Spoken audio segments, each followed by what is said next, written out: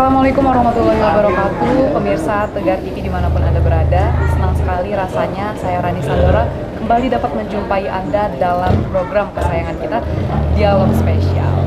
Pemirsa Tegar TV dimanapun Anda berada, hari ini kita akan berbincang mengenai hal-hal yang sedang hangat diperbincangkan oleh masyarakat daerah dan nasional, yakni kali ini dalam dialog spesial dengan tema dampak kenaikan BBM terhadap harga pupuk dan kebutuhan pokok. Apakah yang menjadi penyebab meningkatnya harga pupuk di daerah dan rumusan kebijakan seperti apa yang diambil pemerintah daerah guna mensiasati peningkatan harga pupuk tersebut?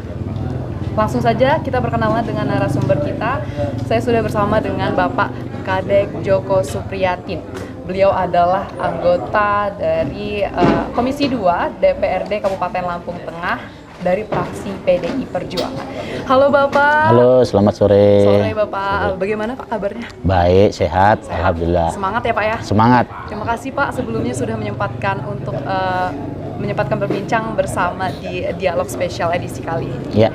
Baik, langsung saja Pak, di segmen pertama ini kita akan membahas mengenai kenaikan harga pupuk akibat dampak dari kenaikan harga BBM ya Pak ya. Ya. Dari Pak Kadek sendiri nih selaku anggota DPRD Kabupaten Lampung Tengah, khususnya di Komisi 2 ya Pak ya. Komisi 2 kebetulan membidangi masalah perekonomian, benar ya, Pak? Pertanian. Ya. Itu menurut Bapak apa sih yang menjadi penyebab meningkatnya harga pupuk di kalangan petani, Pak? Terima kasih, Mbak. Sebenarnya kalau masalah dengan naiknya harga pupuk itu pengaruh itu saat ini pengaruh di bahan bakar minyak, dan begitu drastisnya harga pupuk. Dulu sebelum kenaikan harga bahan minyak itu 130 per satu kantong, sekarang menjadi 160. Itu pun langkah pupuknya. Sekarang ini petani sangat menjerit untuk mencari. Kadang-kadang petani punya duit untuk mencari bahannya, barangnya susah. Itu karena apa? Kalau saya lihat di bawah itu datangnya stabil dari PT Pusri. Begitu turun ke bawah, pupuk itu langsung hilang. Karena apa? Inilah yang masih menjadi PR dari Komisi 2. Kebetulan saya membidangi di bidang pertanian. Saya selalu sama teman-teman khususnya Komisi 2 itu selalu mencari masalah dan solusi untuk bahan harga pupuk yang begitu drastis naik ini saat ini. Oke, solusi dari Komisi 2 sendiri itu mencarinya seperti apa Pak, mencari solusi tersebut?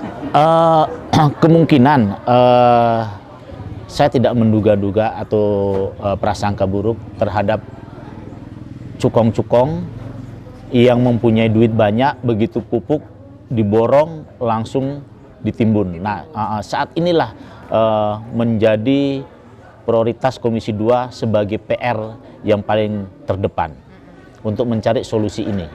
Itu. Memang sebenarnya berapa sih Pak jatah pupuk subsidi untuk petani?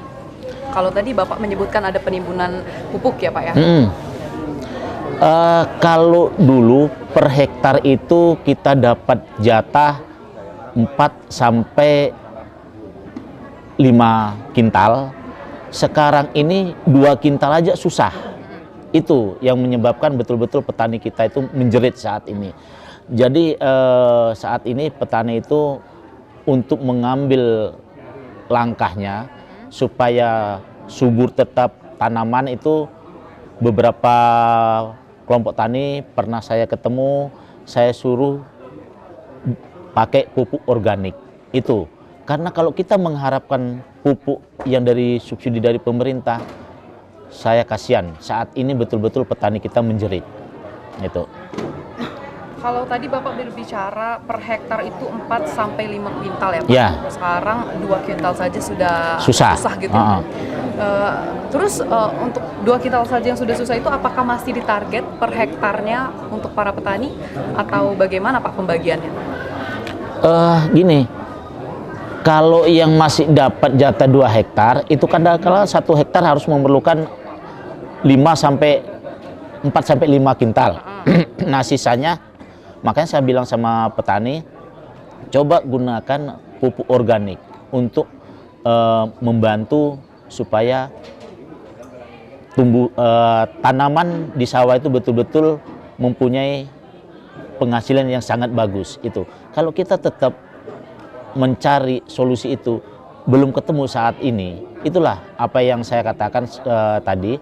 Saya bersama teman-teman Komisi 2 itu, ini merupakan PR, terutama khususnya Komisi 2 karena yang bergerak, yang menangani di bidang pertanian saat ini.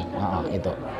Jadi solusi dari Bapak dan rekan-rekan Komisi 2 itu dengan menyediakan pupuk organik gitu ya Pak? Ya. Nah, dari Bapak sendiri nih Pak, adakah semacam sosialisasi untuk menindaklanjuti hal tersebut, apa bagaimana Pak? Ada, saya beberapa hari yang lalu sudah memberi surat panggilan kepada PT Pusri, terutama yang ada di Bandar Jaya. Mungkin itu bulan depan jadwalnya beliau akan datang ke kantor. Saya mau nanya permasalahan termasuk sama Kepala Dinas Pertanian. Kita ambil langkah apa sih dengan langkahnya pupuk ini dan begitu drastis naiknya dibandingkan sebelum ada kenaikan bahan bakar minyak ini. Gitu. Jadi ada semacam pertemuan dengan Dinas Pertanian gitu ya Pak, untuk bersama-sama nih mencari solusi atas kenaikan harga pupuk ini, begitu ya Pak ya? Iya, kita akan sama-sama kita bahas masalah pupuk ini. Itu dari upaya Komisi 2 sendiri ya Pak ya. Untuk rumusan kebijakan nih Pak, ada nggak sih rumusan kebijakan yang dibuat guna meringankan beban para petani? Itu makanya saya bilang di setiap kecamatan pastikan ada mempunyai perusahaan ternak nih. Nah, saya sama teman-teman itu menyarankan dimanfaatkanlah kotoran sapi itu, jangan dibuang, jangan cuma ditimbun begitu aja, tapi dibuat pupuk organik. Karena pupuk organik ini salah satu yang bisa meringankan dengan kelangkaan pupuk yang ada khususnya di Kabupaten Lampung Tengah ini. Itu yang saya sering sarankan kepada petani-petani kita yang ada di Kabupaten Lampung Tengah. Itu saran dari Bapak untuk petani di Kabupaten Lampung Tengah. Tapi berdasarkan pantauan Bapak nih Pak, sudah dilaksanakan atau belum? Sebagian sudah, terutama yang saat ini yang ada di desa kita ini, Bumi Rahayu ini, ada beberapa udah melaksanakan dan mencoba itu, sehingga hasil panen jagung, padi sangat memuaskan. Nah makanya itu saya harus memberi contoh kepada kampung-kampung dan kecamatan yang lain. Itu. Oh iya Pak, saya tertarik dengan bahasan tentang penimbunan pupuk tadi. Sebenarnya dari peraturan pemerintah sendiri itu ada hukumannya nggak sih Pak bagi para penimbun pupuk itu? Ya jelas ada dong. Nah makanya ini, Apa tuh, Pak? ini kan saya tetap mencari solusi. Bila betul-betul itu terjadi penimbunan itu, saya pasti akan lapor kepada aparatur penegak hukum. Karena pupuk itu bukan untuk perorangan atau segelintir kelompok, tapi itu kan untuk kebersamaan. Jadi siapapun orangnya, tanahnya 1 hektar apapun setengah hektar, itu dia harus dibagi rata. Kalau kemarin dapat 1 hektar 4-5 kintal, nah artinya kan kalau setengah kan setidaknya 2 kintal, setengah hektar. Nah kalau memang seperempatnya artinya 1 kintal, nah ini harus tetap pembagian harus rata seperti semula. Itu yang saya inginkan kayak gitu. Yang terakhir nih Pak di segmen ini, adakah himbauan yang ingin Bapak sampaikan untuk para petani? Ini mungkin untuk mensiasati kenaikan harga pupuk Pak, sebelum kita jeda iklan.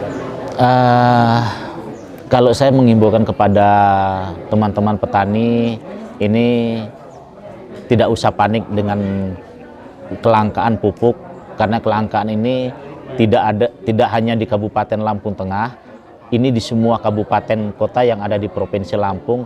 Manfaatkanlah kotoran sapi, gunakan sebagus mungkin. Itulah ngambil langkah pertama kita untuk membenahi tanaman kita yang ada di sawah. Begitu ya Pak ya? Iya. Oke pemirsa Tegar TV dimanapun Anda berada, kita telah berbincang banyak bersama dengan Bapak Kadek Joko Priatin, anggota Komisi 2 DPRD Lampung Tengah dari fraksi PDI Perjuangan. Jangan kemana-mana pemirsa, karena kita akan melanjutkan obrolan kita di segmen selanjutnya. Tetap bersama saya Rani Sandora di Tegar TV.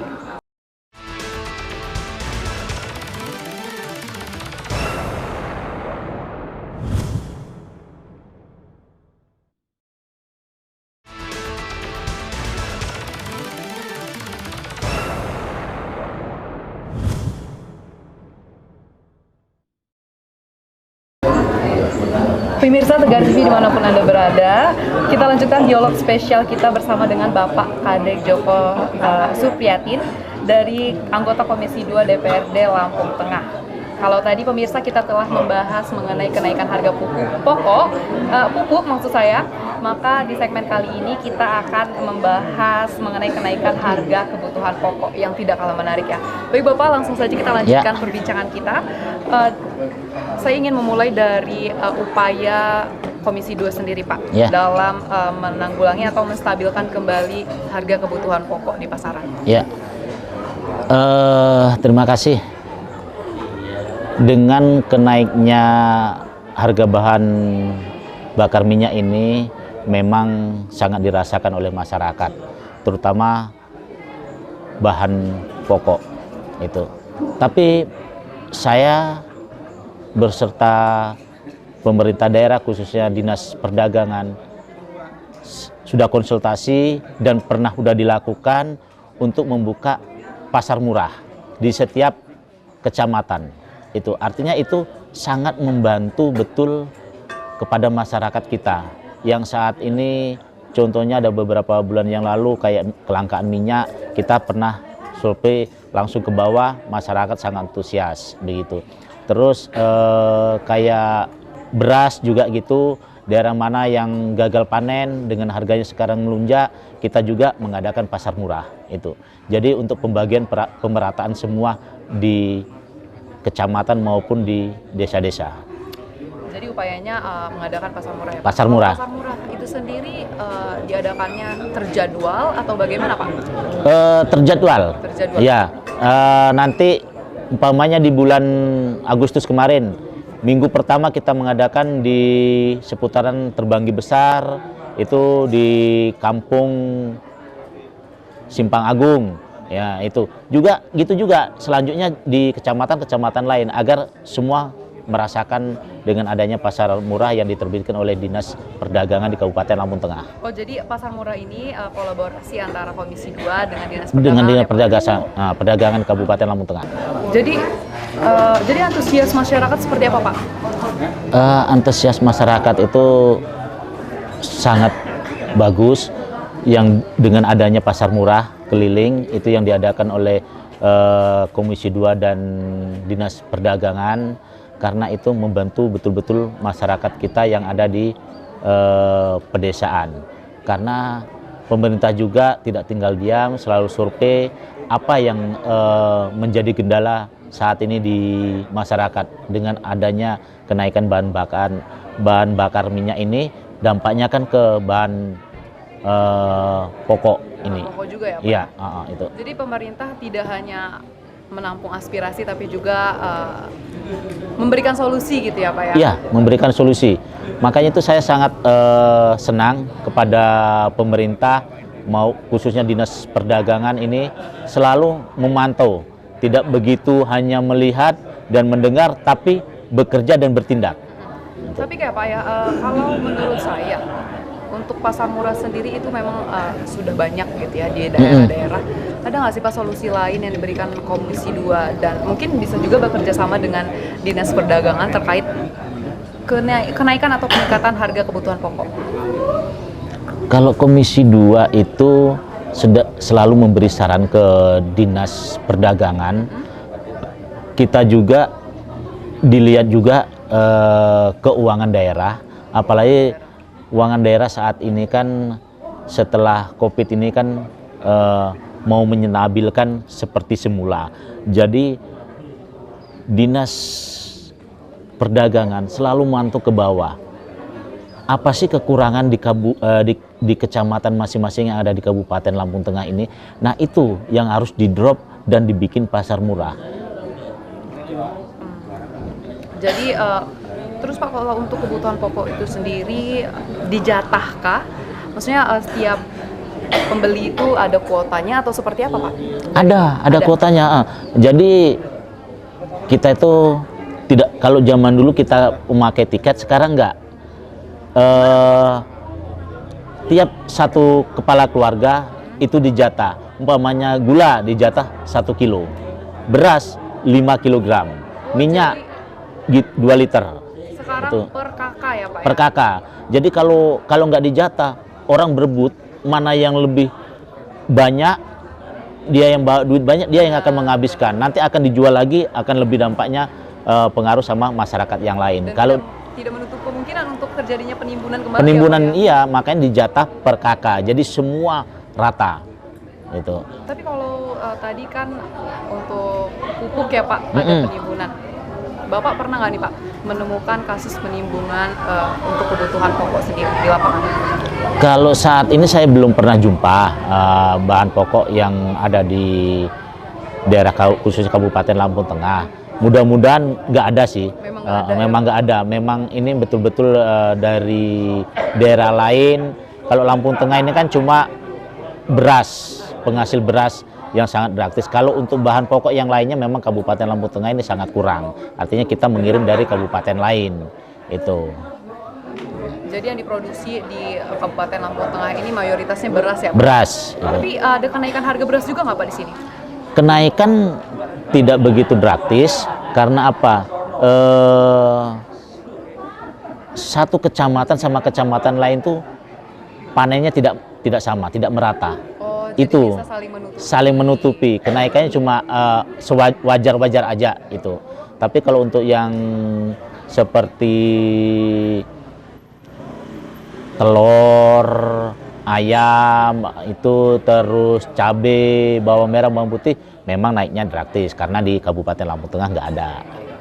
Kalau untuk himbauan nih Pak, ada nggak sih himbauan yang ingin Bapak sampaikan mungkin kepada masyarakat Bapak di Kabupaten Lampung Tengah ini terkait yang terkena imbas kenaikan BBM yang berimbas kepada kenaikan kebutuhan pokok?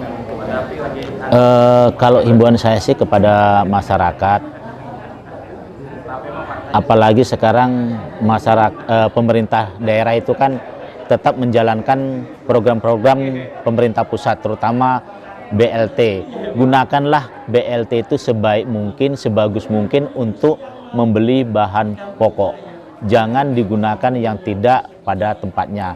Terus jangan membeli bahan makanan yang berlebihan.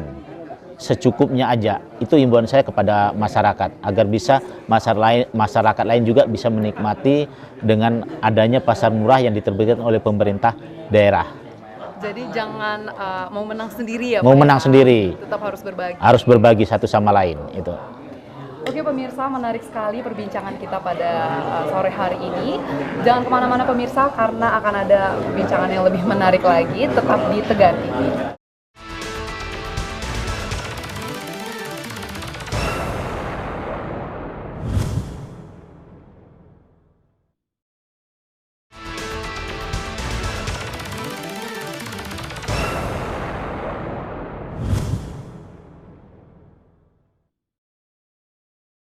Terima kasih pemirsa, Anda masih bersama kami di Dialog Spesial.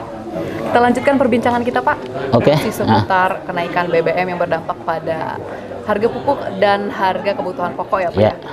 Kalau untuk kenaikan harga BBM bersubsidi ini Pak, saya sempat baca di media online, itu yang terdampak itu banyak sekali ya Pak. Tidak hanya petani, tidak hanya pedagang atau rumah tangga, tapi juga pelaku UMKM nih Pak. Ya, UMKM. Bahkan menurut mereka bahan baku itu meningkat 100% untuk penjualan kerupuknya. Menurut Bapak tanggapan seperti apa Pak? Kalau menurut saya sih ya jelas, karena dari bahan bakar minyak itu naik, pasti akan berdampak kepada bahan yang akan dikelola oleh UMKM. Itu pasti, terutama dari transportasi, dari bahannya susah, Dari dulu umpamanya tepung terigu itu 3.500 pasti akan menaik sampai 5.000 sampai 6.000 itu. Terus penjualan juga tidak seperti dulu. Penjualan banyak di pasar-pasar, sekarang menurun. Karena apa? Peminat pembelinya betul-betul kurang. Itu yang menyebabkan UMKM kayak kerupuk ini sangat menjerit di saat ini. Mereka tidak bisa ya Pak sembarang menaikkan harga. Tidak bisa, karena menaiknya harga yang dikelola oleh teman-teman UMKM ini berdasarkan ya ini, satu dari bahan bakar minyak, kedua dari bahan yang dikelola. Gitu. Tapi untuk UMKM sendiri Pak, adakah program Komisi 2 yang bekerja sama dengan Dinas Koperasi mungkin untuk memberdayakan UMKM yang terdampak kenaikan harga BBM Pak? Ada. Dari pemerintah itu kalau nggak salah seingat saya itu memberi modal untuk teman-teman kita UMKM yang ada di desa-desa itu. Walaupun modal itu tidak seberapa, tapi bagi teman-teman UMKM betul-betul sangat meringankan beban teman-teman yang ada di desa-desa itu. Modalnya seperti apa Pak? Dalam bentuk apa? Uang. Oh, dalam bentuk materi ya Dalam Pak, bentuk ya? materi, ya. Lantas ada nggak sih Pak pelatihan UMKM gitu semacamnya yang dilakukan di Kabupaten Lampung Tengah ini? Ada. Contohnya kayak kemarin tuh ada beberapa UMKM yang betul-betul udah nggak berguna lagi, artinya karena kedampakan bahan bakar ini betul-betul sangat drastis kenaikan. Nah, dari teman-teman Dinas Koperasi ini memberi arahan, tetap memberi kesemangatan, yaitu dari bentuk modal materinya itu. Apa sih yang kita harus bisa kelola? Kemarin ke kerupuk gratis jatuh. Nah, ini coba membuka usaha lain seperti beralih ke keripik singkong kayak gitu. Itu. Tetap berinovasi ya Pak ya? Tetap intinya. berinovasi. Tapi kalau tanggapan dari Bapak sendiri nih Pak, kan pasti banyak nih pelaku UMKM yang mengeluh nih. Ada nggak sih yang mengeluh secara pribadi ke Pak Joko? Banyak, bukan satu dua, banyak itu. Tapi saya cuma bisa mengarahkan sama Dinas UMKM gimana caranya teman-teman yang selama ini eksis begitu anjlok dan gulung tikar supaya tidak patah semangat. Teman-teman dari Dinas Koperasi ini memberi arahan, yaitu apa sih yang bisa dimanfaatkan di daerah kita ini, kayak keripik singkong, keripik pisang, coba beralih dengan sedikit dititipkan ke pasar-pasar atau ke Indomaret kayak gitu. Jadi mulai memberi kesemangatan kepada teman-teman. Oke, baik Pak Joko dan pemirsa, kita sudah ada di penghujung acara nih Pak. Ya. Silahkan mungkin ada yang ingin Bapak sampaikan, closing statement dari Bapak kepada pemirsa.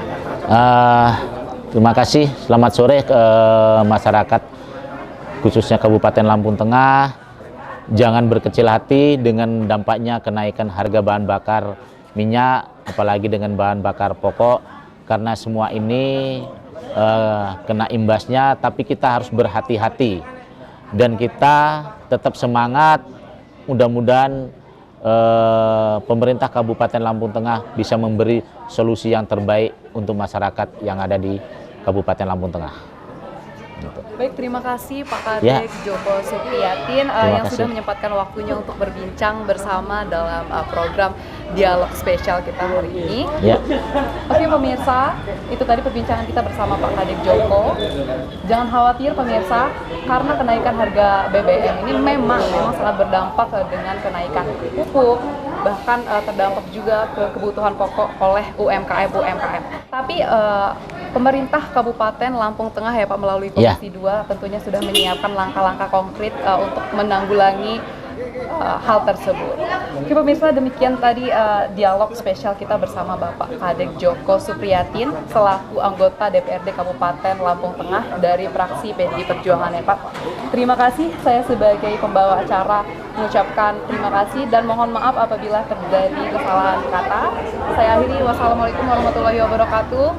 Sampai jumpa.